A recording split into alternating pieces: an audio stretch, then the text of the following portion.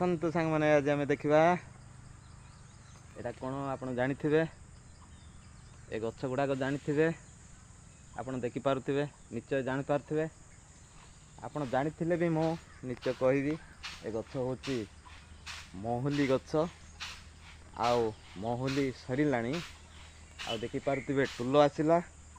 ଆଉ ତଳେ ଦେଖନ୍ତୁ ବହୁତ ଗୁଡ଼ିଏ ଟୁଲ ଅଛି, ଆପଣମାନେ ଭଲରେ ଦେଖଉଛି।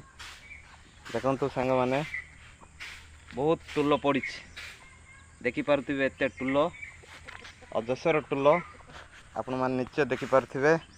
ଆଉ ଆପଣମାନଙ୍କୁ ମୁଁ କହୁଛି ଏ ଟୁଲ ବିଷୟରେ। ଏଇ ଯେଉଁ ଟୁଲ ଆପଣମାନେ ଆମ ଆଦିବାସୀ ଲୋକ ବହୁତ ୟୁଜ୍ କରନ୍ତି ଏ ଟୁଲ। ଆଉ ଏ ଟୁଲ ଆଉ ଓଡ଼ିଆ ଲୋକମାନେ ମନ୍ଦିରରେ ଦୀପ ଜଳାଇବା ପାଇଁ ଏ ଟୁଲ ବ୍ୟବହାର କରନ୍ତି। ଆଉ ଏ ଟୁଲ ଆମ ଆଦିବାସୀ ଲୋକ ବହୁତ ପର୍ଜଣା ଆଉ ପିଟା ବି କରନ୍ତି, ଆଉ ମୁଣ୍ଡରେ ବି ଲଗାନ୍ତି। ଚୁଟି ବହୁତ ଭଲ ରହିବ, ଚୁଟି ପାଚିବ ନାହିଁ, କଳା ରହିବ।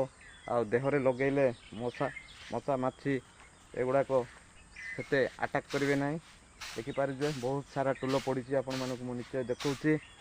ଆଉ ଆମର ଆଦିବାସୀ ଲୋକମାନେ ଏମିତି କଲେକ୍ଟ କରିବେ ଟୁଲ। ଦେଖନ୍ତୁ କେତେ ଗୁଡ଼ିଏ ପଡ଼ିଛି, ଆଣିକି ଏଠି ଶୁଖା ହେଇଛି। ଏଇଟା ପୁଣି ଆଉ ଥରେ ଏଇଟା ଆପଣମାନଙ୍କୁ କହୁଛି, ଏଇଟା ତାର ଫାଷ୍ଟ ଚୁପା। ଏ ଚୁପାଟା ଏଇଟା ତରକାରୀ କରି ଖାଇବେ। ଏ ଚୁପା ଆପଣମାନେ ଦେଖିପାରୁଥିବେ, ଏଇ ଚୁପା ଏଇଟା ତରକାରୀ କଲେ ବହୁତ ଭଲ ଲାଗିବ, ମସ୍ତ ଲାଗିବ, ଖାଇବାକୁ ବି ବହୁତ ମଜବୁତ ମିଠା ବି ଲାଗିବ। ଆଉ ଏ ଚୁପା ତ ଖାଇବେ, ତାପରେ ଏ ମଞ୍ଜିଟା ଏଇଟା ଆଉ ଥରେ ଚୁପା କଢ଼ା ହେବ। ଏଇଟା ଚୁପା କଢ଼ା ହେଲା ପରେ ଏଇଟା ଶୁକା ହେବ। ଶୁକା ହେଲା ପରେ ତେଲ ପେଡ଼ା ହେବ, ବହୁତ ସୁନ୍ଦର ତେଲ ଆସିବ, ଫାଇନ୍ ତେଲ ଆସିବ, ଟୁଲ ତେଲ।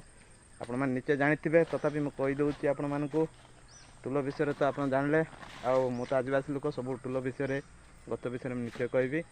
ଆପଣମାନେ ମୋ ଭିଡ଼ିଓକୁ ଭଲ ପାଉଥିବେ, ଲାଇକ୍ ଆଣ୍ଡ ସେୟାର ନିଶ୍ଚୟ କରନ୍ତୁ। ଯେଉଁମାନେ ୟୁଟ୍ୟୁବ୍ ଦେଖୁଥିବେ ନିଶ୍ଚୟ ସବସ୍କ୍ରାଇବ୍ କରିଦିଅନ୍ତୁ। ଆଉ ଫେସବୁକ୍ ଯେଉଁମାନେ ଦେଖୁଥିବେ ଆଉ ନିଶ୍ଚୟ ଫଲୋ କରନ୍ତୁ। ଜୟ ଜଗନ୍ନାଥ।